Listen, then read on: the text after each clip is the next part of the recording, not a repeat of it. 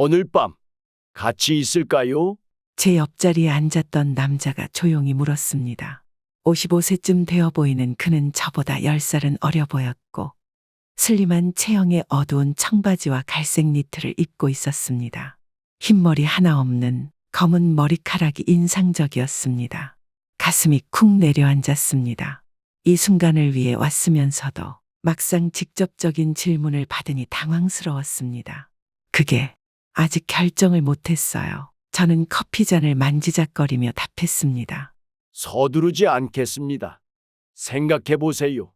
서태원입니다. 이지연이에요. 저는 거짓 이름을 말했습니다.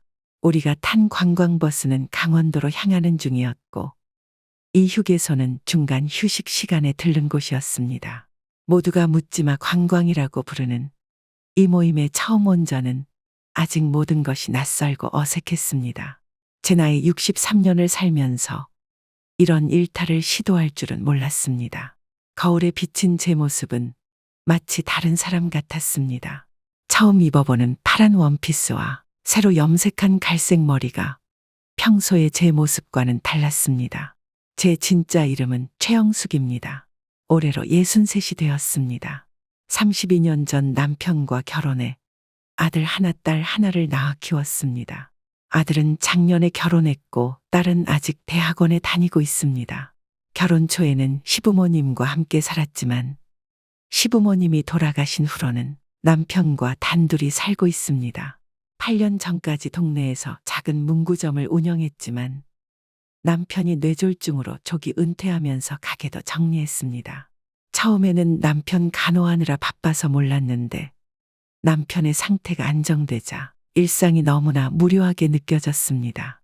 남편은 재활치료와 텔레비전 시청으로 하루를 보냈지만 저는 갑자기 찾아온 공허함을 견디기 힘들었습니다.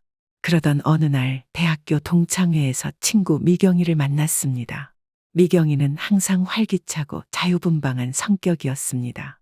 동창회가 끝나고 둘이서 술을 마시는데 미경이가 갑자기 제게 물었습니다. 영수가, 너 요즘 뭐하고 지내? 표정이 어두워 보여. 남편 간호하고 집안일하고 별거 없지. 미경이는 잠시 제 눈을 바라보더니 작은 목소리로 말했습니다. 혹시 묻지마 관광 들어봤어? 묻지마 관광. 그게 뭔데? 미경이는 주위를 살피고 제 귓가에 속삭였습니다. 우리 나이 든 사람들 위한 특별한 여행이야. 이름, 직업, 가족 관계. 아무것도 묻지 않고 그냥 하루를 즐기는 거지. 기혼자들의 작은 일탈이랄까? 처음에는 충격이었습니다. 다른 남자와 시간을 보낸다는 것이 상상조차 되지 않았습니다. 하지만 미경이의 설명을 들을수록 묘한 호기심이 생겼습니다. 남편의 간병인, 아이들의 어머니로서만 살아온 제게 여자로서의 자아를 찾을 기회처럼 느껴졌습니다. 가끔은 자신을 위한 시간도 필요해. 평생 남들 위해 살았잖아. 한 번뿐인 인생인데. 3주 동안 고민했습니다. 매일 밤 남편이 잠든 후 미경이의 제안을 곱씹었습니다. 결혼 생활 32년, 남편을 배신한다는 죄책감이 컸지만 한편으로는 제 인생이 그저 의무와 책임으로만 채워질 것 같은 두려움도 있었습니다. 결국 용기를 내어 미경이에게 연락했습니다. 한 번만 가볼게. 어떻게 하는 거야? 오늘 아침 남편에게는 대학 친구들과 제주도 여행을 간다고 거짓말을 했습니다. 2박 3일 일정이라고요. 친구들과 여행을 가본 적이 거의 없었지만 남편은 제가 그동안 고생했으니 잘 다녀오라며 웃어주었습니다. 난 텔레비전도 있고 도우미 아줌마도 오기로 했으니 걱정 말고 즐겁게 다녀와. 남편의 따뜻한 배려에 가슴이 아팠지만 이미 마음을 정했습니다. 여행용 캐리어를 챙겨 집을 나섰습니다. 미경이와 약속한 서울역에서 만나 KTX를 타고 강릉으로 갔습니다. 그곳에서 다시 묻지마 관광 전용 버스로 갈아탔습니다. 버스에는 이미 20여 명의 중년 남녀가 타고 있었고 모두 낯설고 어색한 분위기였습니다. 회비는 여자 4만 원, 남자 6만 원입니다. 현금으로만 받습니다. 40대 중반으로 보이는 여성 진행자가 말했습니다. 버스에 올라타자 창가 쪽은 주로 여자들이, 복도 쪽은 남자들이 앉아 있었습니다. 미경이는 맨 앞자리에 앉았고 저는 중간쯤에 자리를 잡았습니다. 버스가 출발하고 얼마 지나지 않아 제 옆자리에 서태원이라는 남자가 앉았습니다. 처음에는 대화 없이 각자 창밖만 바라보았지만 진행자의 게임과 소개 시간을 통해 조금씩 이야기를 나누게 되었습니다. 그리고 지금 휴게소에서의 짧은 휴식 시간에 그가 갑작스럽게 저녁 이후의 시간에 대해 물어본 것입니다. 그냥 천천히 알아가는 건 어떨까요? 제가 조심스럽게 제안했습니다. 좋아요. 서두를 필요 없죠. 서태원 씨는 미소를 지으며 동의했습니다. 다시 버스에 타야 할 시간이네요. 버스로 돌아가는 길에 미경이가 제게 다가왔습니다. 어때? 옆자리 남자는 나쁘지 않아. 하지만 아직 잘 모르겠어. 걱정 마. 부담 가질 필요 없어. 마음에 안 들면 나중에 파트너 체인지 타임에 바꿔도 돼. 다시 버스에 올라타 자리에 앉자 서태원 씨가 작은 초콜릿 하나를 건넸습니다. 긴장을 풀어주는데 도움이 될 거예요. 그 작은 배려가 왠지 마음을 따뜻하게 했습니다. 이 묻지마 관광이 어쩌면 그렇게 나쁜 선택은 아닐지도 모른다는 생각이 들었습니다. 버스는 계속해서 산길을 달렸고 점점 저녁이 가까워졌습니다. 우리의 목적지는 강원도 어느 한적한 펜션 단지였습니다. 가을의 마지막을 붙잡은 단풍이 아름다운 곳이었습니다. 제 63년 인생에서 가장 대담한 일탈이 시작되고 있었습니다. 펜션에 도착하자 진행자가 마이크를 들고 공지했습니다. 여러분 도착했습니다. 객실은 추첨으로 배정됩니다. 저녁 식사는 8시부터 바비큐 파티로 진행될 예정이고 그 전까지는 자유 시간입니다. 저는 추첨으로 205방을 배정받았고 서태원 씨는 옆방인 206호였습니다. 짐을 풀고 방에 혼자 남았을 때야 비로소 제가 하고 있는 일의 의미를 실감했습니다. 손이 떨렸고 거울에 비친 제 모습이 낯설게 느껴졌습니다. 잠시 후 미경이가 방문을 두드렸습니다. 어때? 괜찮아? 응, 근데 너무 긴장돼. 자연스럽게 생각해. 오늘 하루뿐인 거야. 내일이면 다시 평범한 최영숙으로 돌아갈 수 있어. 저녁 시간이 되자 펜션 뒤뜰에 마련된 바비큐 파티장에 모였습니다. 고기를 굽는 연기와 함께 술과 음악이 분위기를 띄웠습니다. 미경이는 어느새 다른 남자와 친해져 있었고 저는 서태원 씨와 함께 구석 테이블에 앉았습니다. 와인 한 잔 드릴까요? 서태원 씨가 물었습니다. 네, 감사합니다. 우리는 음식을 먹으며 조금씩 대화를 나눴습니다. 그는 광고회사에서 일한다고 했고 3년 전 이혼했다고 했습니다. 아이는 없었고 취미로 사진과 등산을 즐긴다고 했습니다. 그의 이야기를 들으며 저도 조금씩 마음을 열기 시작했습니다. 진짜 이름은 말하지 않았지만 문구점을 했었다는 것과 남편의 건강 문제로 은퇴했다는 것까지 이야기하게 되었습니다. 남편분 돌보느라 힘드시겠어요. 서태원 씨가 말했습니다. 그래도 해야죠. 결혼할 때 그렇게 약속했으니까요. 그래도 자신을 위한 시간도 필요하잖아요. 그래서 오늘 여기 오신 거고. 그의 말에 가슴이 따뜻해졌습니다. 오랜만에 누군가가 저를 하나의 개인으로 바라보는 것 같았습니다. 아내나 어머니가 아닌 그냥 여자로서. 저녁이 무르익을 무렵 진행자는 음악을 더 크게 틀고 댄스 타임을 선언했습니다. 일부 참가자들은 술에 취해 신나게 춤을 추었고 일부는 손을 잡고 조용히 이야기를 나누고 있었습니다. 산책할까요? 서태원 씨가 제안했습니다. 네, 좋아요. 우리는 펜션 주변의 작은 산책로를 따라 걸었습니다. 가을의 쌀쌀한 밤 공기가 기분 좋게 느껴졌고 하늘에는 별이 가득했습니다. 이지연 씨, 서태원 씨가 갑자기 걸음을 멈추고 제 이름을 불렀습니다. 오늘 만나서 정말 기뻤어요. 저도요. 솔직한 대답이 자연스럽게 나왔습니다. 그가 조심스럽게 제 손을 잡았고 저는 거부하지 않았습니다. 그의 손은 따뜻했고 오랜만에 느끼는 설렘의 가슴이 두근거렸습니다. 산책을 마치고 우리는 각자의 방 앞에 섰습니다. 들어가세요. 그가 말했습니다. 저는 잠시 망설이다 물었습니다. 차라도 한잔 하실래요? 그의 눈이 반짝였습니다. 네, 좋아요. 입의 고호방에서 우리는 처음에는 미니바에 있던 와인을 마시며 이야기를 나눴습니다. 대화는 자연스럽게 진행되었고 점점 더 개인적인 이야기들로 이어졌습니다. 사실 진짜 이름은 최영숙이에요. 제가 고백했습니다. 알고 있었어요. 그가 미소 지었습니다. 저도 진짜 이름은 서태원이에요. 우리는 웃었고 그 웃음 속에서 어색함이 사라졌습니다. 그가 조심스럽게 제 어깨에 손을 올렸고 저는 그대로 몸을 기대었습니다. 32년 만에 남편이 아닌 다른 남자와 함께하는 순간 죄책감보다는 기대감이 더 컸습니다. 그날 밤 우리는 서로에게 위로가 되었습니다.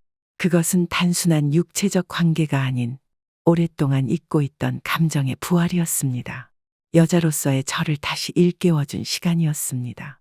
다음 날 아침 눈을 떴을 때 서태원 씨는 이미 일어나 창가에 서 있었습니다.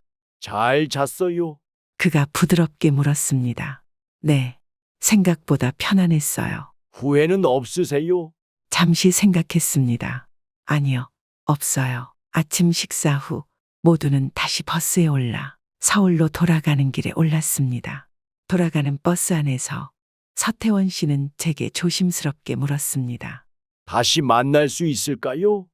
이런 모임 말고 그냥 우리 둘이.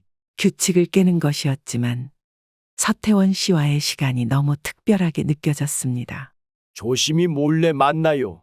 우리는 연락처를 교환했고 서울에 도착한 후 각자의 삶으로 돌아갔습니다.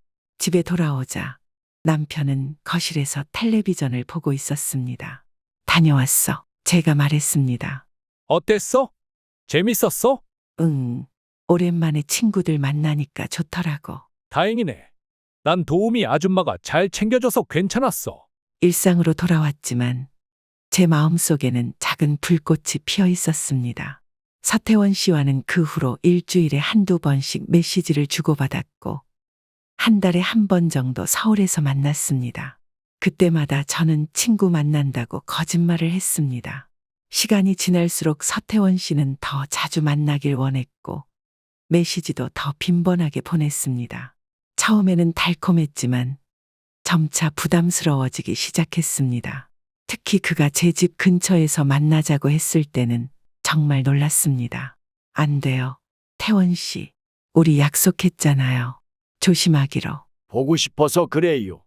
영숙 씨가 사는 동네 구경도 하고 싶고. 안 돼요. 제발. 3개월이 지났을 무렵 서태원 씨의 행동은 점점 더 집착적으로 변했습니다. 하루에도 수십 번씩 메시지를 보내고 제가 응답하지 않으면 계속 전화를 걸었습니다. 한 번은 제가 마트에 갔을 때 우연을 가장에 나타나기도 했습니다. 우연이네요. 그가 말했지만 전혀 우연처럼 보이지 않았습니다. 어떻게 알고 여기 왔어요? 그냥 직감? 불안해졌습니다. 이 관계를 끝내야 한다는 생각이 들었습니다.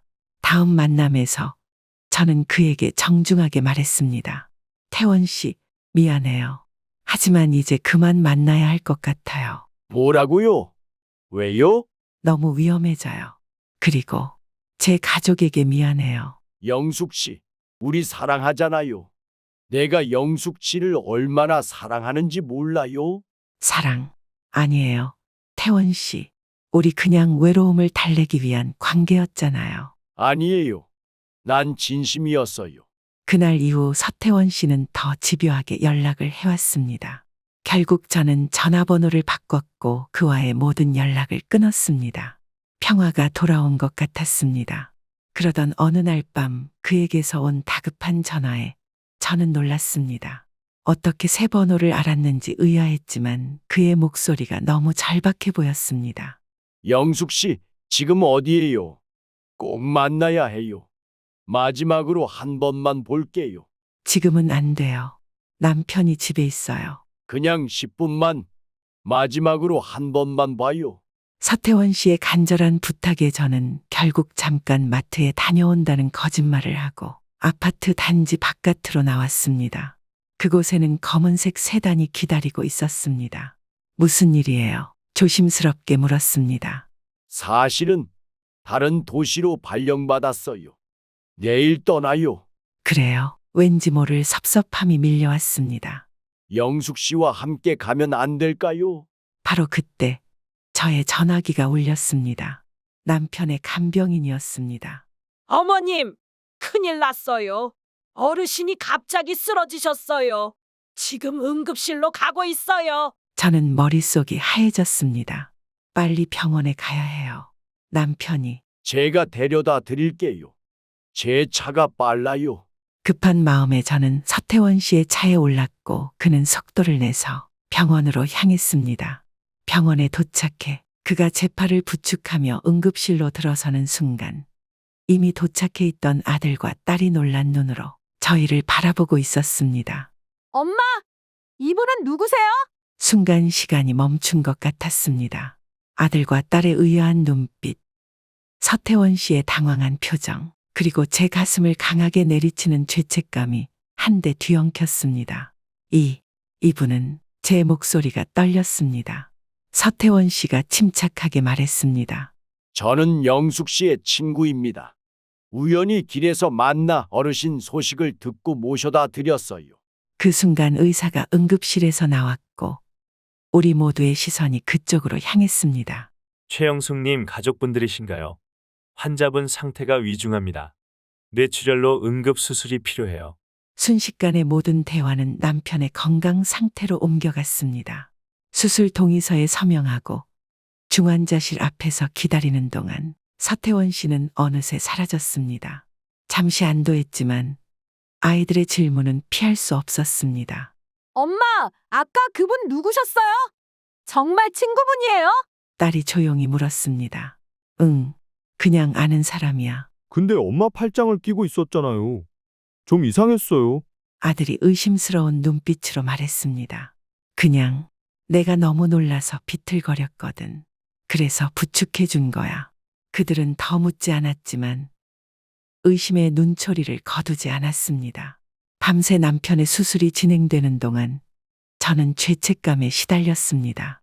만약 제가 서태원 씨와 만나지 않고 집에 있었다면 남편의 상태를 더 일찍 발견했을지도 모른다는 생각이 들었습니다. 다행히 수술은 성공적이었고 남편은 며칠 후 의식을 되찾았습니다. 하지만 서태원 씨와의 일은 끝나지 않았습니다. 병원에 매일 꽃바구니가 배달되었고 보내는 이는 없었지만 누구인지 알 수 있었습니다. 퇴원 후 집으로 돌아온 지 일주일 뒤 초인종이 울렸습니다. 문을 열자 서태원 씨가 서 있었습니다. 영숙 씨, 잠깐 얘기 좀 할 수 있을까요? 여보, 누구야? 거실에서 남편이 물었습니다. 공포에 질려 문을 닫으려 했지만 서태원 씨가 문틈에 발을 끼웠습니다. 제발 가세요. 제발요. 제가 속삭였습니다. 그럴 수 없어요. 우린 서로 사랑하잖아요. 영숙 씨 남편은 이제 무슨 소리예요? 가세요. 안 그러면 경찰을 부를 거예요. 누구신지 여쭤봐도 될까요? 남편이 휠체어를 타고 현관으로 다가오고 있었습니다. 패닉 상태에서 저는 문을 밀어 닫았고 남편에게 돌아섰습니다. 누구였어? 남편이 물었습니다. 그냥 잘못 찾아온 사람이야. 그날 밤 아들에게 전화가 왔습니다. 엄마, 오늘 집에 방문객 있었어요? 아니, 왜? 제가 퇴근하다가 아파트 앞에서 이상한 남자분을 봤거든요. 병원에서 봤던 그 사람이었어요. 엄마한테 무슨 일 있는 거예요? 더 이상 숨길 수 없었습니다. 다음 날 저는 아들과 딸을 불러 모든 것을 고백했습니다. 묻지마 관광에서 시작된 서태원 씨와의 관계 그리고 지금의 상황까지. 엄마가 어떡해? 딸의 눈에 눈물이 고였습니다. 정말 실망이에요. 아들이 말했습니다. 하지만 예상과 달리 그들은 아버지에게 말하지 않기로 했습니다. 대신 서태원 문제를 해결하는 데 도움을 주겠다고 했습니다. 경찰에 신고해야 해요. 엄마, 이건 스토킹이에요. 딸이 말했습니다. 결국 저는 경찰에 신고했고 서태원에게는 접근 금지 명령이 내려졌습니다.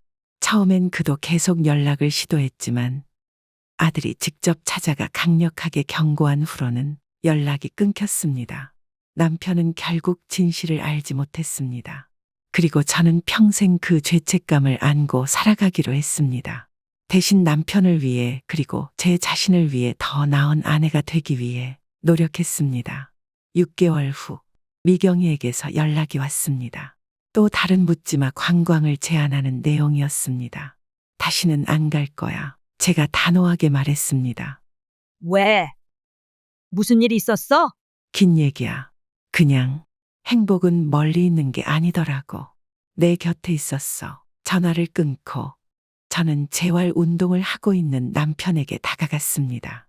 오늘 저녁에 뭐 먹고 싶어? 당신이 좋아하는 거로 해. 남편이 웃으며 답했습니다. 그의 미소를 보며 생각했습니다. 진정한 행복은 화려한 일탈이 아니라 서로를 이해하고 함께 나이 들어가는 평범한 일상 속에 있다는 것을. 63년 인생에 한 번의 실수가 있었지만 앞으로의 시간은 더 의미 있게 채워나가고 싶었습니다. 묻지마 관광은 제 인생에서 가장 큰 실수였지만 동시에 가장 큰 깨달음을 준 경험이기도 했습니다. 내 옆에 있는 사람들의 소중함을 그리고 진실된 삶의 가치를 알게 해준 여정이었습니다.